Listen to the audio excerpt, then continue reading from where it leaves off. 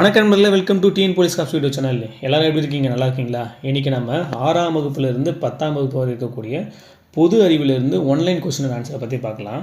நிறைய நண்பர்கள் ஆவோட எதிர்பார்த்துட்டு இருந்தீங்க எஸ்ஐஎக்ஸுக்கான கால்ஃபர் எப்போ வரும்னு சொல்லிட்டு. அதுக்கான கால்ஃபர் கூடிய சீக்கிரத்தில் வரப்போகுது. எப்படி வந்து பார்த்தீங்கன்னா வேக்கண்ட் கொஞ்சம் அதிகமாகவே இருக்க போகுது. நம்ம சேனல் வந்து பார்த்தீங்கன்னா வீடியோ போடுறது ஸ்டார்ட் பண்ணிட்டோம். கண்டிப்பாக அதுக்கப்புறம் தொடர்ந்து வீடியோ வரும். கண்டிப்பாக மறக்காம நம்ம சேனலை சப்ஸ்கிரைப் பண்ணிவிட்டு வீடியோ தொடர்ந்து பாருங்கள். ஃபஸ்ட்டு கொஸ்டின் பாருங்கள். எலக்ட்ரானின் இயல்பு தன்மையை விளக்கியவர் யாருன்னு பார்த்தீங்கன்னா டி பிராக்லே. சரிங்களா?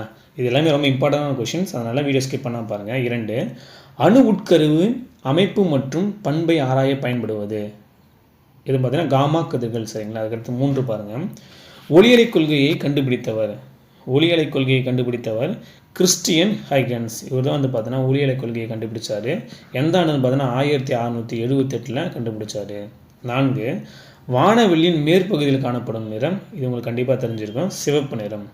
5, மந்த வாயுக்களின் எலக்ட்ரான் ஆட்டம். மந்த வாயுக்கள் வந்து பார்த்தீங்கன்னா எலக்ட்ரான் ஆட்டம் வந்து பார்த்தீங்கன்னா 0 இருக்கும். சரிங்களா? அதுக்கடுத்தது பாருங்கள்.